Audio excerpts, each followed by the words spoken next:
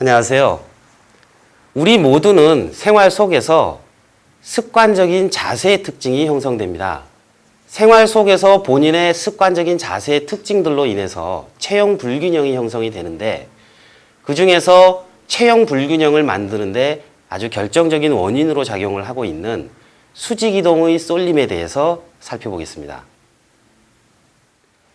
우리가 이렇게 누워있는 자세에서 앉을 때에 바로 수직으로 일어나 앉는 것은 복부 수축력이 상당히 강해야 가능합니다. 따라서 대부분 사람들이 이렇게 수직으로 바로 일어나 앉기가 어렵고 사선으로 대각선으로 일어나 앉는 그런 자세 모양을 취합니다. 앉아보시죠. 다시 누워보시죠. 자, 이와 같이 누운 자세에서 앉을 때에 또 앉은 자세에서 누울 때에 왼쪽 손을 먼저 바닥을 짚고 이동을 하는지 오른손을 먼저 바닥을 짚고 이동하는지에 따라서 수직이동 습관이 형성됩니다. 왼손을 짚고 수직이동을 하시는 분은 보시는 바와 같이 왼손을 짚으면서 일어나 앉게 됩니다. 앉은 자세에서 누울 때에도 반대로 마찬가지로 왼손을 짚으면서 눕게 됩니다.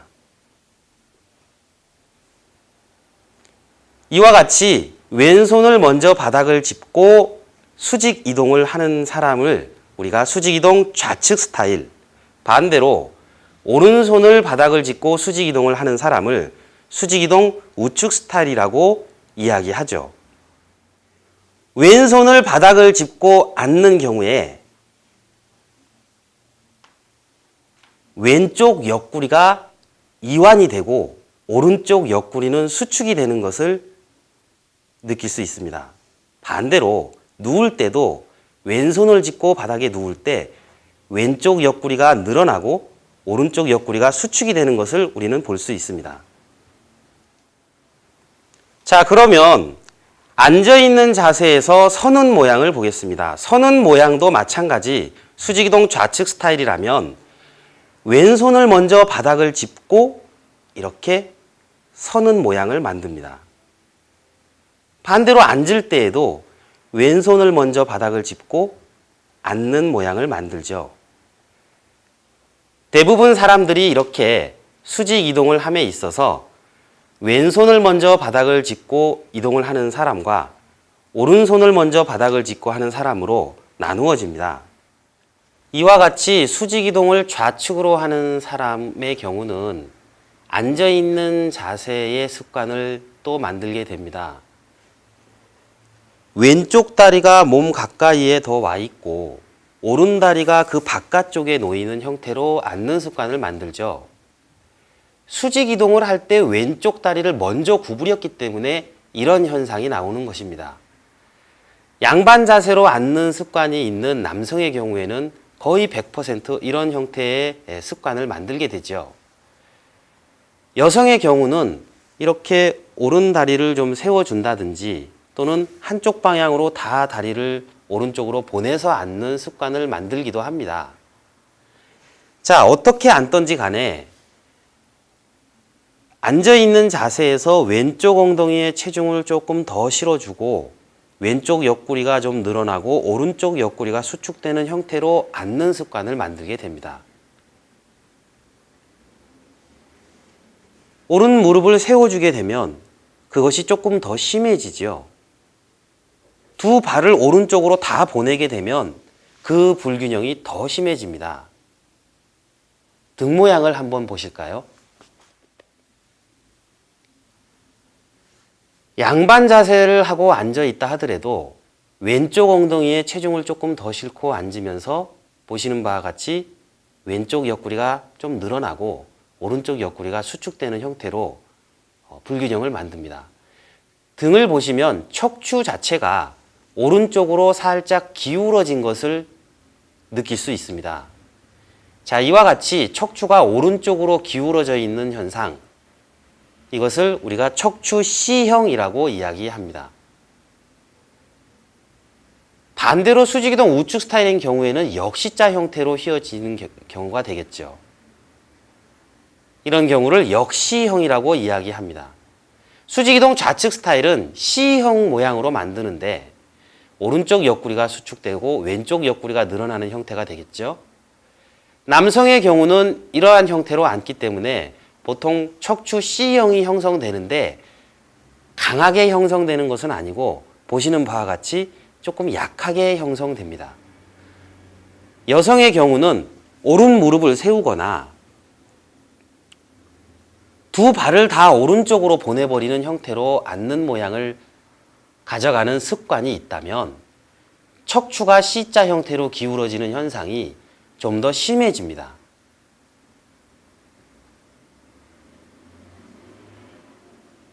다시 정면을 보실까요?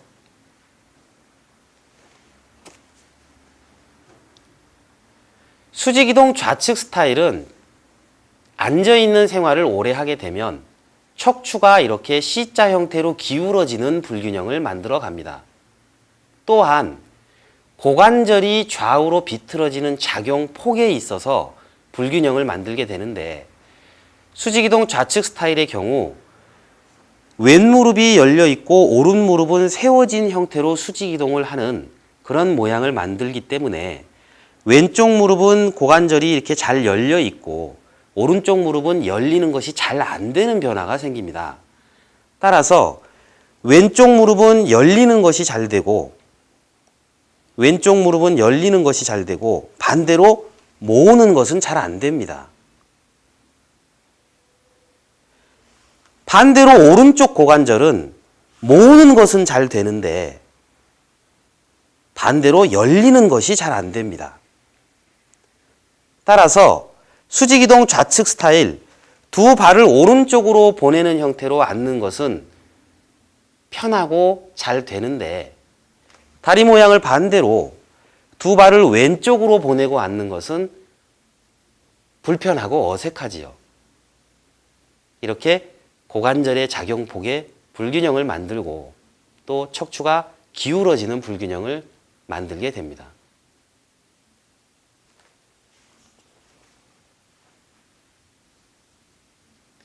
자, 이렇게 수직이동을 좌측으로 하는 사람이 일어서게 된다면 수직이동 좌측 스타일로 일어서게 되겠지요. 가만히 서서 많은 시간을 보내는 일을 하게 될 경우에는 좌우 다리의 균형을 맞추어서 체중을 반반씩 실어서 서 있는 경우에는 오래 서 있기가 힘들어집니다. 두 다리가 계속 피로가 누적되기 때문에 오래 서 있기가 힘들죠. 따라서 대부분의 사람들이 좌우 다리로 체중을 실어주는 한쪽 다리씩 체중을 실어서 그것을 교대로 좌우 교대로 이렇게 체중을 실어주는 형태로 서 있는 시간을 가져가는 생활 습관을 만들게 됩니다. 이때 수직이동 좌측 스타일은 오른 다리로 짝다리를 짚고 서 있는 경우보다는 왼쪽 다리로 짝다리를 짚고 서 있는 경우가 본인이 더 편하고 시원하고 오래 서 있을 수 있는 그런 현상이 만들어지기 때문에 자연스럽게 왼쪽 다리로 짝다리를 짚고 서 있는 습관을 만들게 됩니다. 등 모양을 한번 보시죠.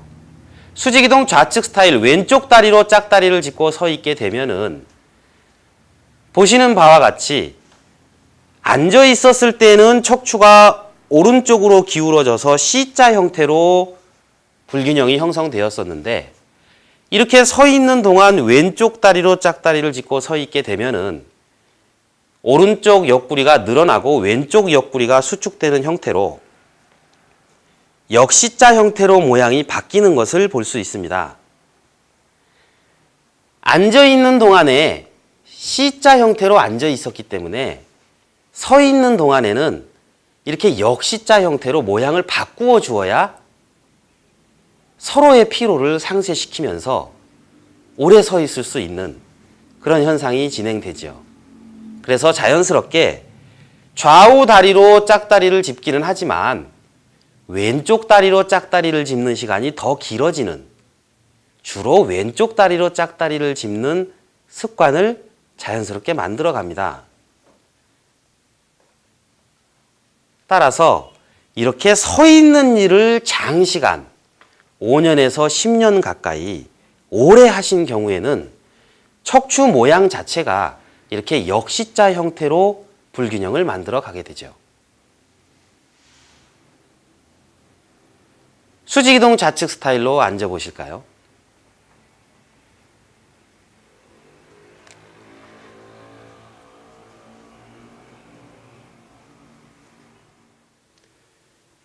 수직이동 습관에 따르는 체형 불균형을 살펴봤습니다. 수직이동이라는 것이 무엇인지, 본인의 습관이 좌측형인지 우측형인지, 수직이동 좌측 스타일의 경우에 앉아있는 생활을 많이 한 경우는 척추가 C자 형태의 불균형이 형성된다는 것과 고관절이 왼쪽으로 이렇게 열리는 불균형이 형성된다는 것을 기억하셔야 되겠습니다. 수직이동 좌측 스타일이 서 있는 일을 많이 하는 경우에는 왼쪽 다리로 짝다리를 짚고 서면서 척추 모양이 역시자 형태로 바뀌는 변화가 일어난다는 것을 기억하시고, 서 있는 생활을 아주 오래 장시간 한 경우에는 왼쪽 다리로 짝다리를 짚고 서 있는 시간이 길어져서 왼쪽 다리의 발목, 무릎, 고관절에 밀착이 심해지는 현상이 생기죠.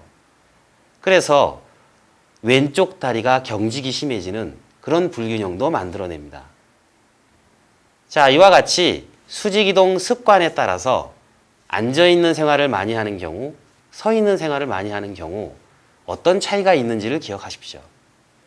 어떤 사람은 앉아있는 시간과 서 있는 시간이 비슷한 경우에는 불균형이, 두 개의 불균형이 서로 상쇄작용을 일으키면서 전체적으로 균형이 맞는, 불균형이 별로 없는 그런 현상을 만들기도 하죠.